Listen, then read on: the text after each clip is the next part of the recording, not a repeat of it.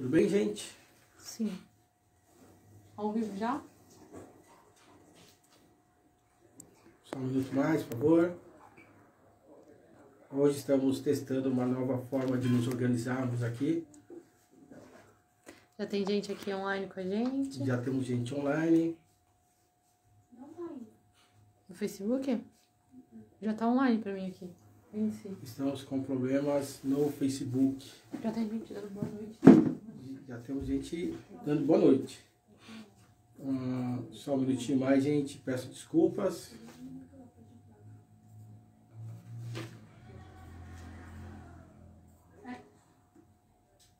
Pode retomar o tema pro Facebook? Então, retomando, peço mais uma vez desculpa aos camaradas e às camaradas. Tivesse um pequeno problema no Facebook, também fez com que eu tivesse aqui que ficar fazendo com que o pessoal que está acompanhando pelo Instagram esperasse um pouco.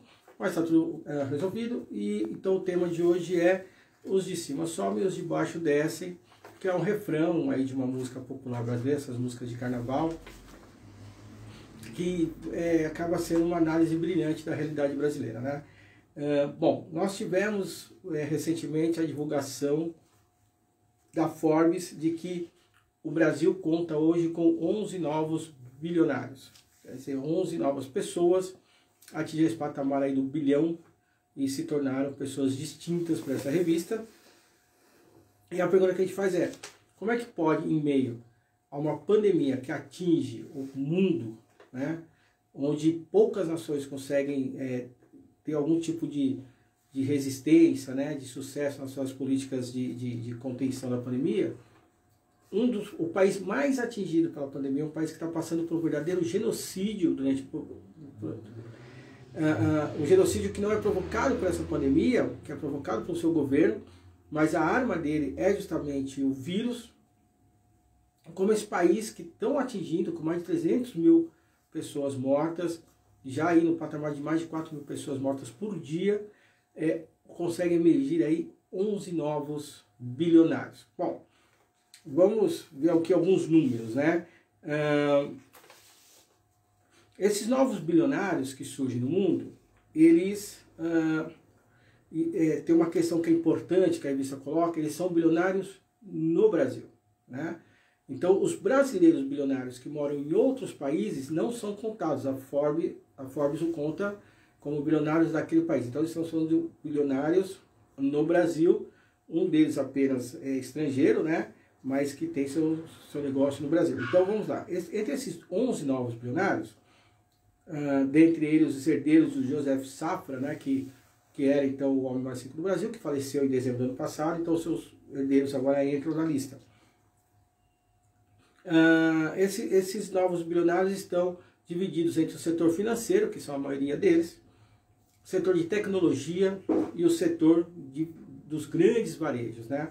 Quando eu falo varejo, então não estou falando daquele mercado ali do seu bairro, aquela pequena rede de mercado. A gente está falando aí da Magazine Luiza e esse tipo de empresa de grandíssimo porte, né? Com uma ou outra abriu recentemente, mas todas aí com suas ações na Bolsa de Valores. Pois bem, isso não é só no Brasil, né? Essa questão não é só no Brasil. Um detalhe importante, né?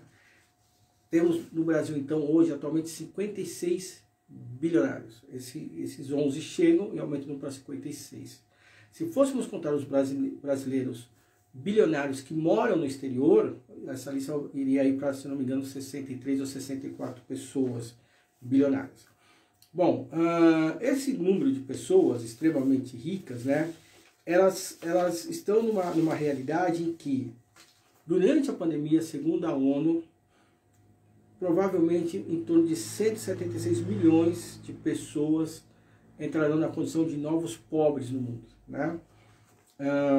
O Instituto de Estudos Políticos dos Estados Unidos aponta que a fortuna das 643 pessoas mais ricas dos Estados Unidos aumentou 29%. Apenas entre os meses de março e setembro do ano passado, a fortuna dessas pessoas somadas foram de 2,95 trilhões de dólares para 3,8 8 trilhões de dólares. Quer dizer, entre março e setembro do ano passado, a fortuna dessas pessoas aumentou em quase 1 trilhão de dólares. E a gente fica pensando assim, como que pode isso, né? Como que pode, então, tantas pessoas ficarem mais ricas durante um processo como esse da pandemia? Bom, primeira coisa que eu acho que a gente tem que considerar aí é que o capitalismo,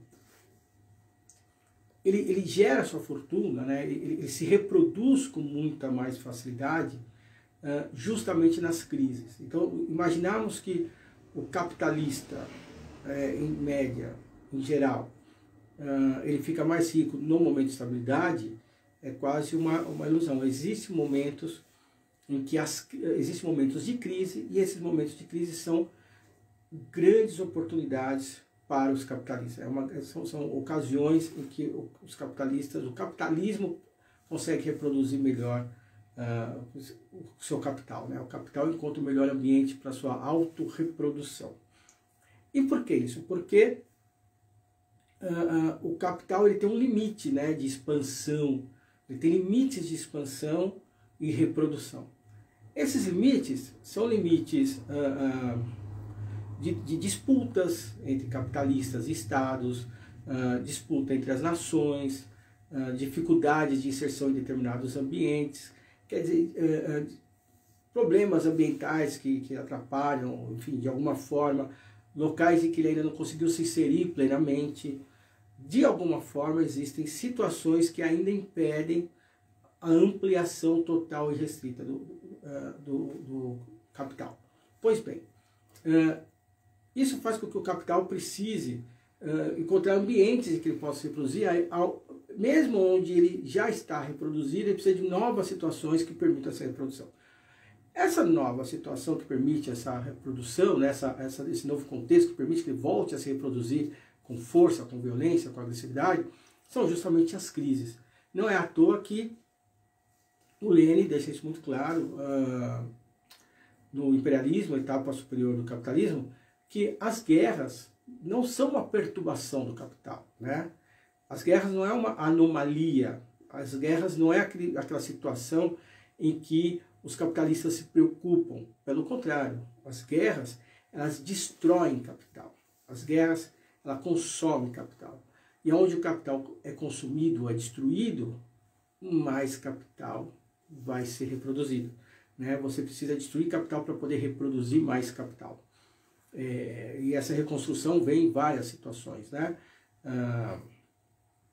No caso de um cenário de guerra, reconstrução de cidades, de infraestruturas diversas, reposição das indústrias, bens de consumo, indústria pesada, enfim. Então, o capital, na medida que ele avança e faz suas guerras para invadir novos territórios, ele também vai criando situações onde ele já está instalado para conseguir se reproduzir com mais força, com mais ímpeto, com mais violência, inclusive para conseguir fazer o seu avanço nos territórios que ele ainda está disputando, né?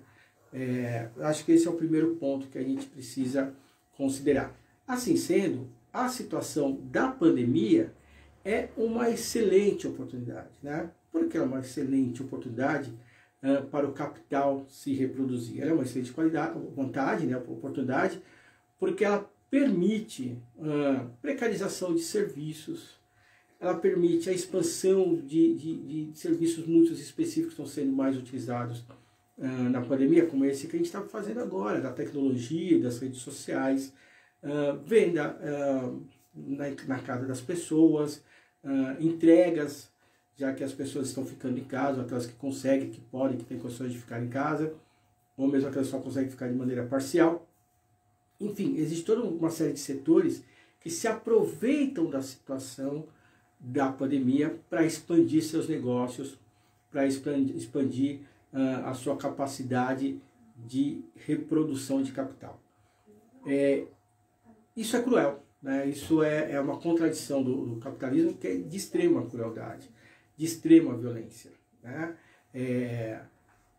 E a tendência é que ela se intensifique mais, porque quando nessas situações o capital se concentra em poucas pessoas, uma margem muito grande de pessoas, muito maior, entram para situações de maior empobrecimento. Os pequenos burgueses, né, os pequenos capitalistas acabam quebrando, né, acabam se proletarizando. Então a gente tem a situação de que muitas pessoas começam a entrar, né, na situação de proletários, de trabalhadores que se colocam a serviço do outro, e ao mesmo tempo dentro da camada, né, dentro da classe trabalhadora, aqueles que estão mais nas suas condições mais populares, acabam se tornando cada vez mais precarizados, cada vez mais fragilizados e cada vez menos assistidos por políticas públicas, enfim. Então, o que a gente pode dizer é, existe uma situação hoje no mundo, e principalmente no Brasil, que é uma situação de guerra, é uma situação de... os números de pessoas mortas, na verdade, são números de pessoas mortas em muitas guerras ao mesmo tempo, né? Uma situação de guerra enfim, né? de devastação da vida humana, que por sua vez gera uma grande quantidade de pobreza, e essa pobreza gera a capacidade das pessoas, gera nas pessoas uma situação de extrema precariedade, mas ao mesmo tempo, na outra ponta, gera muito mais pessoas bilionárias no mundo. É óbvio que quando ele está falando de bilionários, está falando também de outras pessoas que ainda não chegaram no ponto do bilhão e que também estão acumulando essa riqueza. Esse acúmulo de riqueza, de um lado, e o empobrecimento geral do outro, faz com que o distanciamento, né, faz com que, ao mesmo tempo que aqui eu tenho uma diminuição do número de ricos, o aumento da massa de pessoas empobrecidas, ao mesmo tempo eu tenho cada vez mais essas duas camadas se distanciando, perdendo aqui qualquer número de classe média que começa a cair aqui, e isso vai gerando uma maior desigualdade social, que também é outro dado apontado pela ONU recentemente, do que provavelmente vai acontecer no mundo, sobretudo nas nações pobres ou nas nações que não são tão desenvolvidas, como é o caso do Brasil, né? Então, nós temos aí um cenário muito negativo pela frente. O que eu acho que é importante também a gente destacar nisso, a partir desse ponto, né? Um outro dado importante que foi retomado agora foi um documento já publicado há alguns poucos meses pelo FMI, o Fundo Monetário Internacional, em que ele sugere, né, ele propõe aí, então que as nações, sobretudo essas nações, como no caso do Brasil, como eu citei agora há pouco, fizessem uma política de taxação das grandes fortunas. Né? E aí a gente fala assim, pô, então peraí, o FMI está propondo a taxação das grandes fortunas. FMI virou agora a sigla para a Frente Marxista Internacional, talvez, né? Como entender isso, né? Como entender então que o principal fundo monetário da grande burguesia mundial sugere a taxação dos próprios burgueses, né? Vamos tentar entender isso também, né? Vamos tentar fazer aqui só um esqueminha disso, passar muito rapidamente, mas que eu acredito que seja suficiente. Para lidar com enfim, com os problemas da pandemia, né, para poder lidar com todo o colapso que a pandemia provoca nas nações, sobretudo as nações como o Brasil, os governos fazem um processo de endividamento, né? Os governos têm seus orçamentos, mas o dinheiro não está necessariamente em caixa, né? Não são todos reservas já disponíveis. Então, os governos soltam títulos no mercado, né? No mercado de títulos que são comprados pelo sistema financeiro, né? Pelos agentes operadores do sistema financeiro, sempre a lucros muito vantajosos, né? E o governo precisa pagar isso depois, né? Isso é um endividamento, então, é um processo de endividamento público. Na verdade, é um processo de endividamento público junto à grande burguesia do sistema financeiro nacional e internacional. Na verdade, é um sistema financeiro só, mas só para distinguir os operadores do Brasil e os operadores de fora. Então, o FMI sugere então, a questão das grandes da taxação das grandes fortunas como uma forma de aliviar o peso do endividamento dos estados. Isso é benevolência, é uma proposta de benevolência por parte do FMI, do tipo, vamos tentar salvar os estados porque os estados precisam salvar as pessoas, né? Evidentemente que não, evidentemente que não. O papel do FMI sempre foi, né, estabelecer uma racionalidade no sistema internacional para garantir a condição, né, a possibilidade aí dos burgueses continuarem obtendo seus lucros. Não vamos esquecer, por exemplo, que as políticas sociais tocadas no governo Fernando Henrique Cardoso e também pelo governo do PT são, na sua grande maioria, políticas sugeridas pelo próprio FMI, né? Não são políticas de esquerda, não são políticas revolucionárias, ou, como diz o próprio André Cid, não são políticas de um reformismo forte, né? São políticas sociais que servem para aliviar a pressão das camadas mais populares, das camadas mais precarizadas. É basicamente um levantar a tampa quando a fervura está subindo muito perto da borda da panela. Quando a fervura sobe muito, você levanta a tampa, mas isso não significa que você vai apagar o fogo, você vai manter ali tudo fervendo. Esse é um papel, né? Essa é a função de políticas assim. Não vamos esquecer, a gente já comentou isso anteriormente, mas eu acho que é importante a gente relembrar que o papel do Estado, né, a gente tem muita gente acaba fazendo militância de frase feita, né, de frase retirada. Alguém escreve o livro inteiro e aí você tira só uma frase e tenta definir o livro só com aquela frase. E uma das frases que fazem muito isso é quando Marx escreveu que o Estado é o gabinete de negócios, enfim, da burguesia, né? É isso, mas é muito mais que isso, né? O Estado tem uma função de impor, de apresentar uma racionalidade à própria reprodução do capital.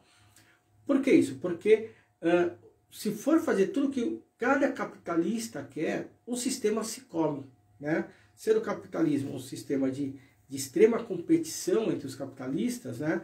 Existe uma luta intraclasse entre os capitalistas e dentre eles uma luta de classe com a classe trabalhadora, o sistema iria naufragar se tudo fosse feito da maneira mais livre possível. Então o Estado, e eu estou falando do Estado no sentido amplo, né, não só a estrutura estatal, mas também essas outras estruturas, como o próprio FMI, enfim, o Banco Mundial, elas servem para atribuir, né, de estabelecer uma racionalidade ao sistema capitalista como um todo. Então, são espaços, são entidades, são instituições que têm por obrigação, objetivo real, garantir que o capitalismo continue se desenvolvendo, que o capital continue sendo reproduzido, se autorreproduzindo, sem abalos provocados pelo próprio sistema, né? O papel deles é evitar as revoluções? Não, quem evita as revoluções de cada nação são as polícias e os exércitos, as forças armadas de cada nação. Quem cuida da paranoia, da loucura, né? Quem cuida da violência, agressividade e autofagia do sistema são essas instituições de Estado, né? De Estado ampliado. Então, quando o FMI faz uma proposta, faz uma sugestão dessa, propõe a taxação das grandes fortunas, pensando em aliviar o amplo endividamento das nações como um todo, né? O seu endividamento para conseguir lidar com a pandemia, o que o FMI está dizendo exatamente é o seguinte, né? Precisamos manter a coisa acontecendo, ainda que parte de nós tenha que fazer sacrifícios, justamente porque esses recursos vão servir para pagar o nosso próprio investimento do Estado, né? Então, na verdade, é o dinheiro que vai servir para o Estado pagar as suas dívidas desse endividamento. Esse endividamento foi contraído com quem, né? Com quem se contraiu essas dívidas? Se contraiu essas dívidas justamente com o sistema financeiro. É para manter o fluxo de caixa, para manter o sistema funcionando dentro do próprio sistema financeiro, né? Então, se garante que o sistema financeiro continue funcionando de forma tranquila, de forma racional, apesar da pandemia. Não é um dinheiro que necessariamente vai servir para o cuidado das pessoas, sobretudo as pessoas em situação de maior precariedade por conta da pandemia. É óbvio que alguma coisa chega, é óbvio que os governos funcionam, e funcionando ele vai tocar políticas nesse sentido, mas não é esse o objetivo principal. Isso acaba sendo secundário, acaba sendo um efeito colateral. O principal mesmo é manter o sistema funcionando. Isso significa, então, que nem mesmo essa tremenda pandemia consegue diminuir o ímpeto da burguesia, o seu ímpeto em se alimentar dos músculos, do trabalho, do sangue, das esperanças e expectativas das pessoas. Pelo contrário, né? Muita gente dizia assim, que a pandemia vai nos ensinar a ser pessoas melhores. Talvez tenha ensinado a classe trabalhadora, ou tenha relembrado a classe trabalhadora, ou tenha colocado a classe trabalhadora numa situação de retomar antigas práticas, né? Como da autoajuda, da autoajuda no sentido de se ajudar entre si, né? No sentido de ações de solidariedade entre si, mas não tornou a burguesia melhor, não tornou a burguesia mais humana, porque se humano fosse a burguesia, ela não seria burguesia, né? É uma contradição nos termos ser burguesia e ser humano. E aí fica a pergunta, né? Fica a grande pergunta: qual o papel das esquerdas nesse cenário, nesse contexto? Sobretudo, qual o papel das esquerdas revolucionárias nesse contexto, né? Como que as esquerdas revolucionárias se colocam nessa situação? Essa é uma pergunta que eu coloco, não é uma pergunta a qual eu vou tentar responder, a resposta sempre é muito fácil, né? A esquerda tem que como a gente sempre coloca, a esquerda tem que se organizar, a esquerda tem que atuar, a esquerda tem que voltar a se inserir junto à classe trabalhadora. As respostas são fáceis, né? As explicações de como operacionalizá-las são mais difíceis, mais complexas, depende de cada organização. Lamentavelmente, no Brasil, cada vez mais a esquerda continua tendo como principal resposta a tudo que está acontecendo unicamente as eleições de 2022. Salvo algumas organizações, alguns líderes dentro das organizações que estão propondo aí a organização de centros socialistas nos bairros, de ação dentro dos bairros, o que é muito interessante, mas é muito marginal. Então a gente está falando de organizações pequenas ou de uma ou outra liderança dentro da organização que não necessariamente são as suas direções. O restante, o grosso mesmo, só tem colocado como pauta as eleições. E como a gente já tem tocado já há alguns dias aqui, no Brasil, o principal partido que se coloca como partido de esquerda, mas muitos já colocam como partido de centro-esquerda, e sobretudo como partido de centro, né? Partido dos Trabalhadores. E quando eu falo partido de centro, quem disse isso foi uma das grandes figuras dentro do partido, que foi o José Dirceu, que ainda durante o governo do PT falou que o PT já era um partido de centro porque conseguia dialogar com os dois lados do espectro político, né? Então, a agenda continua sendo unicamente a agenda eleitoral. Isso é muito triste, porque as eleições, quando a gente fala em 2022, a gente está torcendo para que seja logo no começo de 2022, mas as eleições serão apenas em outubro de 2022. Então isso é mais do que um ano até as eleições, e a posse, se for uma posse de alguém de centro-esquerda, vai ser uma posse que vai ocorrer apenas em 1º de janeiro de 2023. Então é muito tempo para a gente esperar. É preciso que a esquerda consiga se posicionar, consiga buscar alguma forma de atuação, alguma forma de chamar a atenção muito mais rápido que isso. O Brasil ainda hoje está na mão de políticas tocadas por partidos de direita e partidos de extrema direita, né? Pelo governo fascista que nós temos hoje governando o Brasil. Eu vou ver aqui, parece que tem uma pergunta, né? O Roberto Borges colocou lá no Facebook: não é à toa que a classe empresarial é contra o lockdown. É interessante essa questão do lockdown, e um debate que eu acho que é importante é fazer a discussão do lockdown em associação com a questão dos professores, né? Porque os professores foram colocados aí como um dos grupos de prioridades, né? Para receber a vacina. Eles não estavam originalmente como prioridade, foram colocados recentemente com um discurso de que as crianças precisam voltar às aulas. Vamos pensar bem, né? Por que as crianças precisam voltar às aulas? Tem gente que fala assim, o desenvolvimento cognitivo da criança, ele vai ficar um tempo sem escola, isso vai ser terrível. Eu não acredito que as crianças vão se tornar, todas elas, completamente estúpidas porque ficaram um ano fora da escola. Tem gente que diz que vai ter problemas de socialização.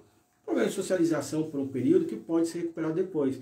É muito melhor uma criança viva com problema do que uma criança morta sem problema algum. Assim como vacinar os professores não adianta muita coisa para o universo escolar, se não vacinar também o inspetor de alunos, o pessoal da merenda, o pessoal da limpeza, enfim, se não vacinar todo mundo que está na escola, né? Inclusive os alunos. Então, o que a gente pode entender desse processo é que uma dos motivos que prendem os pais em casa, né, é justamente a criança em casa. Né? A criança em casa acaba sendo um grande problema para lidar nessa situação da pandemia. Então você cria essas duas situações. Olha, as crianças estão na escola e os pais, os responsáveis, as mães precisam sair para trabalhar. Né? Na verdade é uma dinâmica de saída para a rua. É uma dinâmica de ir atrás do seu sustento, como diz o Bolsonaro, né? Todas as atividades devem ser consideradas como essenciais. É uma patifaria isso, né? Se toda atividade for essencial, nenhuma atividade é essencial, na verdade, né? Uma coisa não pode ser tudo. Por isso que o intelecto, a gente cria seleções. O que é essencial? Nem tudo é essencial. Evidentemente que nem tudo é essencial. Então, existe esse movimento de ir para a rua. E esse movimento de pôr as pessoas, né, de agenciar as pessoas, de colocá-las para ganhar o seu pão, sem, né, isso é uma grande narrativa, sem uma contra-narrativa. O que seria uma contra-narrativa? Tem que ficar em casa. Tem que ficar em casa, que não é uma narrativa, é uma realidade, né? Ele já perdeu força de convencimento. Hoje o convencimento hoje é o seguinte, a narrativa é o seguinte: tá todo mundo pobre, a única maneira de não continuar pobre é ir trabalhar. Está todo mundo com grandes problemas financeiros, a única forma de não ter problemas financeiros é ir trabalhar, é sair para a rua. Isso é uma dinâmica extremamente fascista. Isso é uma dinâmica de morte. Né? Vamos pensar no fascismo um pouco de forma mais abstrata. Né? Fascismo que faz a elegia da morte, que faz a elegia do sacrifício, né? Do morrer pela pátria, do morrer pela família. O que nós estamos vendo isso hoje. É um saia para salvar sua família da fome, né? Vamos todos. E quem que é o grande líder que está lutando pelo direito do pai e da mãe de família de saírem à rua para trabalhar? O presidente Jair Messias Bolsonaro, que se coloca aí como paladino do direito ao trabalho, do direito ao ir e vir, né? Mas esse paladino, como presidente, deveria dar condições para as pessoas ficarem em casa nesse chamado lockdown? Não, não existe esse discurso. Não existe, esse é um discurso que perdeu força no país, né? A própria palavra lockdown, que eu já acho estranho a gente estar usando uma palavra em inglês, mas enfim, né, o que ficou, ela não está na gramática do dia a dia das pessoas. A gramática do dia das pessoas é como sair para trabalhar, né? O Ed Abissal no Insta colocou eleições 22 se o Bolsonaro não tentar algo. É muito interessante essa questão do Bolsonaro tentar algo, né? Eu acho que o Bolsonaro já tentou e já fez o que ele tinha que fazer, né? Eu ainda acredito que as eleições para o Bolsonaro estão muito garantidas ainda. Eu sei que nós estamos vivendo um momento em que as pesquisas apontam uma possível derrota do Bolsonaro em segundo turno para quase todos os candidatos, mas o fato é que nós temos mais de 1 ano e meio ainda para as eleições, né? Ou quase 1 ano e meio para as eleições. 1 ano e meio é muito tempo. É diferente da eleição do Trump, que ocorreu em meio à pandemia, né? Então, quando as pessoas foram às urnas, elas estavam chegando no auge da pandemia dos Estados Unidos e isso jogou muito contra o Trump. Agora, no caso do Brasil, é diferente. A gente tem aí um intervalo de tempo muito grande. É muito difícil fazer projeções políticas eleitorais de longo alcance, porque muita coisa pode acontecer, inclusive nada acontecer. Mas, além disso, né, quem tem a máquina na mão, né, que tem o governo na mão, tem a possibilidade de se garantir com muito mais facilidade. Essa semana o Bolsonaro fez um jantar, né, saiu, não sei se vocês viram essa notícia, um jantar o alto empresariado brasileiro? Evidentemente todos sem máscaras e felizes. E quando o presidente chama o empresariado brasileiro para esse tipo de atuação, né, de ação, enfim, de confraternização, os negócios acontecem, né? Você pode ter um empresário mais liberal, um empresário mais humano, mais preocupado, mas ele é, antes de tudo, um empresário. E quem pode resolver os problemas desse empresário, quem pode criar condições para que esse empresário continue tendo sempre mais lucros, é o governo, não é a oposição, né? É um governo disposto a se manter no governo.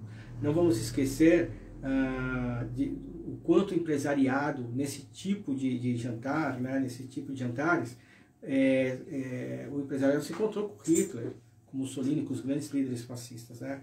Então, o fascismo, ele é uma ideologia da classe média, da pequena burguesia, né? Genericamente chama de classe média, da pequena burguesia. Ele é uma ideologia da pequena burguesia, mas sempre a serviço do grande empresário, né? Os líderes fascistas normalmente se apoiam na pequena burguesia para assumir os governos, mas depois eles se apoiam na grande burguesia para se manter nos governos, né? Ele mantém o discurso, mas a prática é outra. Isso é muito importante, né? Eu acho que tem alguém... A gente está mandando, se as pessoas estão mandando para meus comentários, como eu falei, a gente está numa nova organização, estamos tentando hoje, estou recebendo comentários aqui pelo WhatsApp, vocês mandam aí pelas redes, eu estou recebendo aqui pelo WhatsApp, perguntando aqui se podem mandar, fiquem à vontade por mandarem mais comentários, né? Vou aguardar aqui os comentários, mas reforçando aí essa questão do o que o Bolsonaro pode preparar para 2022, ele já está fazendo e já está acontecendo. Acho que também é muito significativo, não sei se vocês acompanharam, eu acompanho tudo que a direita faz, assim, né? Eu sou um assíduo frequentador dos programas e ações da direita, e eu assisti essa semana o julgamento no STF sobre a possibilidade de se fazer ou não os cultos religiosos durante a pandemia. Eu não sei quem assistiu, e quem assistiu ou quem viu depois da notícia tem a impressão de que vencemos, né? Por 9-2, o STF barrou a possibilidade de se ter cultos religiosos durante a pandemia. Uma ação movida aqui a partir do estado de São Paulo, mas que eu acredito que por estar no STF talvez agora vai abranger todo o país. E parece uma vitória, na verdade é uma grande derrota, né? Então, essa é uma grande derrota que vai nos gerar muitos problemas. E por que foi uma grande derrota? Primeiro porque Bolsonaro conseguiu colocar ali um dos ministros, né, o Cássio Nunes, se eu não me engano o nome dele é esse, que empreendeu essa possibilidade, né? Ele já tinha liberado os cultos em São Paulo, depois o outro ministro disse que não, isso foi para o STF. Então só de ter levado isso para o debate do STF é muita coisa, porque nacionalizou um debate religioso, né? E o debate foi feito não a partir da observação dos direitos, né, à religião, mas a partir de preceitos da própria religião. Então os argumentos usados, tanto por esse ministro, mas sobretudo pelo advogado-geral da União, também evangélico, e pelas pessoas que falaram por esse direito, né? A gente estava ali numa DPF, e a DPF ela permite aí os amiticuri, se eu não me engano, que é esse o termo, né? Pessoas que vão falar em nome daquela causa, todos levaram como argumento de debate justamente os argumentos religiosos. Isso significa então que a questão religiosa vista a partir da própria religião, dos seus preceitos internos, se tornou debate público. E não de todas as religiões, de religiões específicas que apoiam esse governo. Isso é muito sério, né? Isso é muito preocupante, porque aos poucos argumentos religiosos estão se tornando argumentos jurídicos, argumentos políticos. Ainda que os demais ministros do STF tenham deixado claro que esses argumentos não podem ser utilizados para fazer um debate de Estado, eles já foram utilizados. Isso é muito interessante, né? Interessante e triste. Eles já já estão colocados. E o Bolsonaro ainda pode, ele ainda vai escolher mais um ministro do Supremo, que provavelmente, como ele já disse antes, vai ser um cristão, vai ser terrivelmente cristão ou terrivelmente evangélico, né? Deixa eu ver aqui mais. O Ed Abissal colocou, acho que Lula leva em 2022. Ed Abissal, eu não teria tanta certeza. É lamentável que a gente vai ter apenas o Lula como única opção, né? Porque o que eu vou falar agora é polêmico, né? Mas eu acho muito complicado quando a gente tem a disputa entre o pai Taon e o mito, né? Tanto quando a gente fica falando assim, o Lula como salvador da pátria e o Bolsonaro como mito da pátria, o que a gente está falando sempre é dentro de uma política que não é política, né? A gente está falando aí de duas expressões de uma organização social patriarcal, e justamente esse tipo de organização social que legitima aí o colonialismo, a exploração, enfim, todas as formas de exploração modernas, elas estão baseadas nessa organização social mais profunda, baseada no patriarcado. Isso é muito sério, isso é um outro debate mais filosófico, a gente pode fazer isso em outro momento,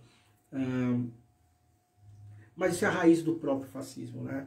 Quando a gente pensa assim que muita gente, isso eu já comentei aqui também, já saiu em pesquisas já há um bom tempo atrás, pessoas que dizem que se não puderem votar no Lula, votam no Bolsonaro. Isso significa que é um voto despolitizado, né? É um voto tutelado, né? A pessoa está votando no pai, ela está votando em alguém que ela acredita que vai resolver seus problemas. Não é um voto político, não é um voto de projeto político, né? E a culpa não é da pessoa que pensa assim, são justamente nossos partidos políticos e demais organizações políticas que se afastaram demais do debate, político das pessoas concretas e reais do cotidiano do povo brasileiro, e que acaba ficando uma relação despolitizada com os seus líderes e candidatos políticos. O Johan coloca no Facebook, a esquerda tem que parar de achar que política é só eleição. Exatamente, esse é um grande problema, né? A política são pessoas atuando cotidianamente nas mais diversas formas de organização, né? Oficiais e não oficiais. As pessoas atuando nos sindicatos, nos partidos, nos coletivos, associações de bairro, enfim, todas as formas de organização social e política, organizada, oficializada ou não. Infelizmente as pessoas se afastaram, né? Os sindicatos estão muito esvaziados, coletivos hoje são muito poucos, os movimentos são muito esvaziados. É fundamental que a gente retome isso. É lógico que quando eu falo que é fundamental retomar isso, não é algo que se retoma de uma hora para outra, isso é um processo histórico. Esse esvaziamento foi um longo processo histórico, e lógico que a gente vai levar um outro longo processo histórico para retomar isso. Mas não vamos esquecer que muitos intelectuais brasileiros, né, como André Cid, chamam os anos 80, por exemplo, estamos falando dos anos 80, que é a década em que termina a ditadura, né, mas os anos 80 é conhecido como a época democrática. Por que a década democrática? Né? Não é uma década democrática porque o país tinha um governo democrático, porque não tinha, até 88, até 86 era uma ditadura, né? Mas foi uma década que a organização da sociedade civil foi muito forte e muito intensa, e colaborou muito para a queda do regime. Aliás, o regime brasileiro, o regime militar brasileiro, que não caiu, né? A gente já discutiu isso antes, mas sim enfraqueceu o suficiente para que eles aceitassem uma troca aí pelo alto. Mas a década dos anos 80 é uma década com muita organização, muitos conselhos populares, muita organização de bairro, muita organização de trabalhadores, organização de mulheres, organização de intelectuais, de artistas, de pessoas negras, de indígenas, algo que se esvazia depois dos anos 90, inclusive sendo o próprio PT um dos elementos de esvaziamento, né? Não o único, né? Talvez não o principal, mas um dos artífices desse esvaziamento. Deixa eu ver se teve aqui mais, não temos mais comentários. Está chegando aqui mais um comentário. Mas isso é importante destacar, né? Então, a gente precisa retomar isso. Quem vai retomar? Todos nós, né? Para quem está assistindo, eu falo assim, organize-se, né? Você pode falar assim, cara, mas eu só tenho mais 3 amigos. Forme um coletivo, você e seus 3 amigos, já são 4 pessoas, né? É bastante coisa. Durante a Guerra do Vietnã é muito interessante porque existiam organizações de vários setores, né? Então, os flautistas revolucionários se organizavam no coletivo, na organização dos flautistas revolucionários. Todos os setores que tinham alguma preocupação política, entendendo a guerra de libertação nacional pelo qual o país estava passando, se organizavam, né? Como cada uma dessas organizações vai contribuir com o país? Não sei. Primeiro é preciso que se organize, né? E é preciso que essa organização tenha uma vida, para a partir daí poder saber como ela vai contribuir, né? Mas a existência já contribui bastante. Luiz Sérgio, meu grande xará aqui, né? Eu coloco assim, na verdade isso faz parte da desqualificação da sistemática em tese democrática após 88, né? Comunidades eclesiais de base para ódio e desespero da esquerda ateia. Exatamente, a questão das comunidades eclesiais de base é algo muito interessante, né? Porque muita gente coloca como uma parte muito importante da organização da classe trabalhadora dos anos 80, outra parte tem uma visão muito crítica a partir dessa organização dos anos 80. Eu tendo a ter um olhar muito crítico em relação a essa organização, porque afinal de contas são organizações religiosas, né? E esse também é um grande problema, né? A mistura da religiosidade com a política no Brasil, a profunda religiosidade da política com a política no Brasil, ela desqualifica, ela cria problemas no debate político mais profundo. Eu não sei se foi isso que o meu xará estava falando aqui.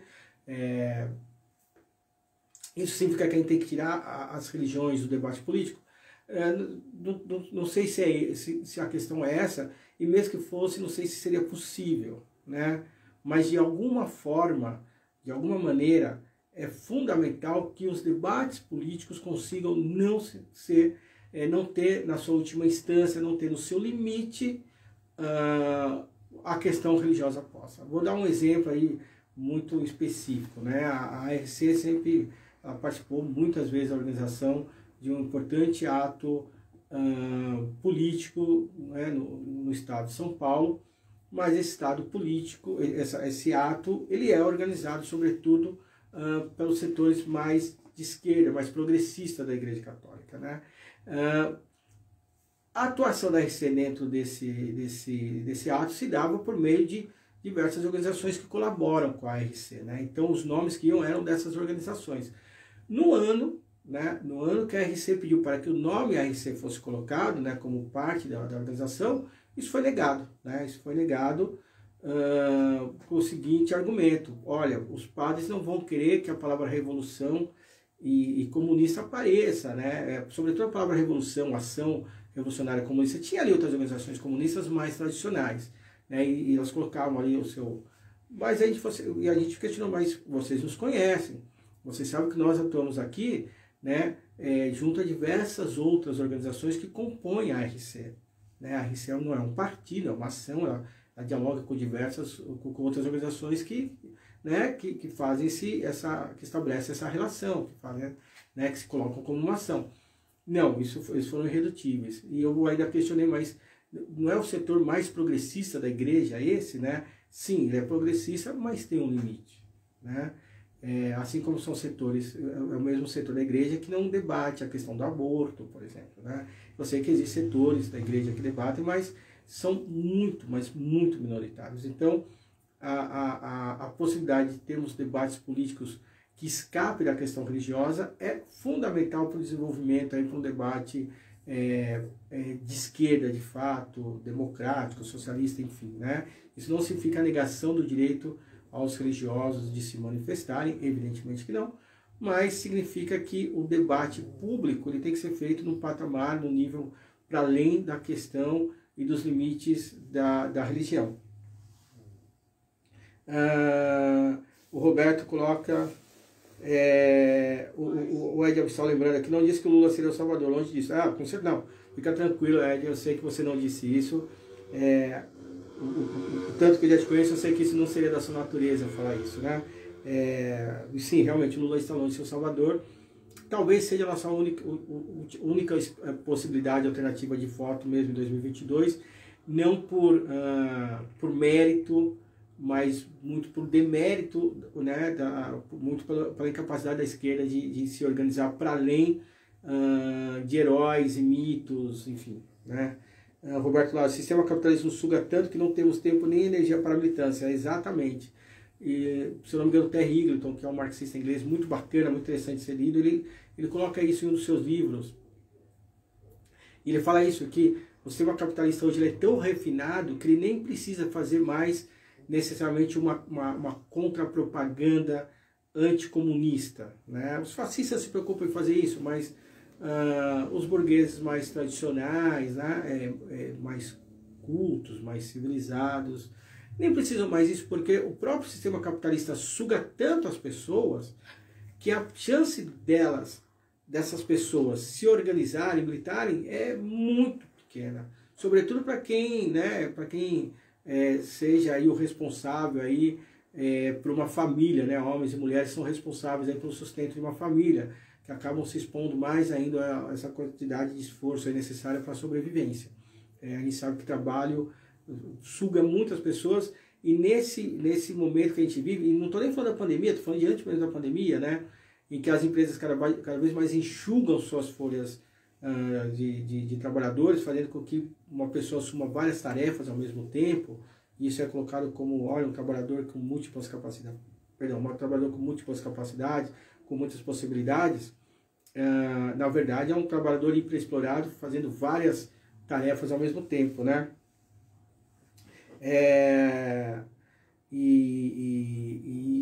Enfim, mas aí não sei se é entrar no mesmo discurso de termos que fazer algum sacrifício, mas talvez tem uma questão interessante na militância, né? Quanto mais organizado o militante está, né? Quanto mais a sua organização é bem trabalhada, bem organizada, mais leve pode ficar a militância, né? Então uma boa organização não precisa ser uma grande organização, né?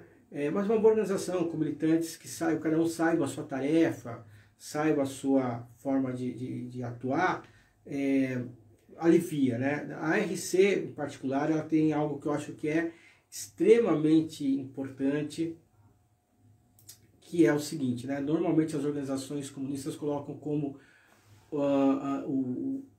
o elemento principal, base da organização, a sua célula, né? A sua célula, o seu núcleo, enfim, aquele grupo menor das pessoas, como o elemento mais importante da organização, né? As pessoas que são da RC, né, já passaram por experiência de participar de organizações em que você tinha ali a célula, mas a célula tinha 5 pessoas, 2 trabalhavam, e enfim, né? Então, quando a RC se organizou, ela colocou como tarefa mais importante, né, como a base, né, o elemento mais importante da organização, não a célula, mas as tarefas. As tarefas são importantes, né? Então, cada pessoa que participa da RC sabe que o mais importante é a tarefa tem que ser cumprida. Mas também a preservação da saúde de cada militante, né? Os militantes não podem ficar doentes, não podem ficar preocupados. Então, tarefas muito bem organizadas para que todos possam ter o mínimo de esforço, né? Trabalharem sempre no mínimo de esforço possível, né? O Luiz Sérgio ainda coloca assim: sem dúvida foi um dos grandes erros na minha avaliação, e o Lula, como um Cristo, na minha forma de ver, faz parte disso. Sim, né? E a igreja, né, é progressista, mas é da igreja católica, afinal de contas não é. Sim, é interessante, né? Hoje a gente tem um Papa com discurso, né, e alguma prática muito progressista, né? E a gente fica muito emocionado, muita gente fica emocionado com esse Papa, né? Mas a igreja, né? A gente tem que... Nós, militantes comunistas, ou quem se coloca como marxista, ou que quer conhecer, eu acho que o primeiro ponto aí de compreensão é saber que não importa o que as pessoas são, né? Lógico, o papel do sujeito no evento histórico é fundamental, mas o sujeito está atrelado a organizações, né? Os sujeitos passam, as organizações ficam. Como que a gente lida com as organizações, né? O último Papa, né, o Ratzinger, era um Papa extremamente associado com a extrema-direita, né? Foi da juventude comunista, perdão, foi da juventude nazista. É óbvio que muitos jovens ali foram levados, né? Mas faz parte da história dele. É importante que o Papa o Karol Wojtyła, né, que assumiu o nome de João Paulo II, também foi um anticomunista que se empenhou muito, né, na dissolução da Organização Comunista do Leste Europeu. Né, isso é importante. Né, a Arquidiocese de São Paulo, que era a maior arquidiocese do mundo, onde tinha ali o Dom Paulo Evaristo Arce, que tinha uma atuação muito progressista, o João Paulo II foi quem dividiu essa arquidiocese para diminuir o poder Dom Paulo Evaristo Arce, né, por conta das suas políticas progressistas. Então, a gente, vamos ver aí papas, enfim, né, lideranças da Igreja Católica que podem surgir com discursos muito progressistas, que podem ter alguma atuação, mas sim, vai ser uma atuação limitada, porque o papel da Igreja Católica não é esse, né? O papel da Igreja Católica é outra. E a questão de ver o Lula como um Cristo é um grande problema, né? Na verdade, a gente tem uma sociedade brasileira, uma cultura brasileira ainda muito patriarcal. Eu retomo de novo essa expressão, né? Porque a gente discute muito o patriarcado na sua expressão mais visível, que é o machismo, mas o patriarcado ele também tem um debate mais profundo aí, que é justamente a construção de uma cultura verticalizada, hierarquizada, né? Que tem sempre um símbolo superior, que representa essa cultura como um todo. E muitas vezes nós buscamos um símbolo, nós buscamos um pai para chamar de nosso, né? Alguém que possa resolver nossos problemas. Isso é muito sério, né? Isso é muito, muito preocupante. Eu não me chegou aqui mais nenhuma observação, nenhum comentário. Eu queria encerrar então, lembrando então do que nós falamos. Eu queria encerrar lembrando que no Brasil hoje temos 11 novos bilionários em nosso solo.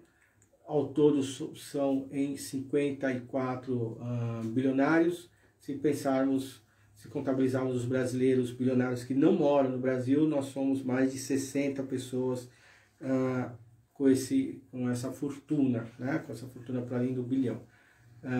Enquanto isso, cotidianamente, muita gente entra na pobreza. São milhares de pessoas que voltam a sofrer de insegurança alimentar. Se não me engano, quase 50% da população hoje brasileira hoje está em uma questão aí de insegurança alimentar. Boa parte dela literalmente não tem o que comer, estão sobrevivendo a partir da solidariedade de outras pessoas e de outras organizações. Isso é muito sério e não dá para deixar para esperar uma solução disso em 22. Eu sugiro aí que procurem organizações de esquerda com as quais vocês se sentirem mais afinados, façam esse debate, tentem debater isso com seus amigos e amigas, formem um grupo entre vocês, conversem. Quanto mais de nós se inteirar, né, participar da política, participar dos debates políticos, mais qualificada fica a sociedade brasileira, né? Sobretudo com debates políticos mais profundos, mais qualificados, mais aprofundados. A RC se coloca sempre à disposição. A RC costuma ter cursos, palestras, enfim, atividades de formação para quem quiser se organizar, para quem quiser conhecer mais, para quem quiser... olha, eu tenho aqui um grupo político, eu queria fazer uma reunião online aí para vocês poderem dar uma formação para a gente. A RC se coloca à essa disposição. É isso, gente. Muito obrigado. Continue acompanhando as redes sociais da RC. Não desistam. É difícil. Me chegou mais uma aqui, desculpa. Já estava me despedindo e chegou o Roberto pelo Facebook.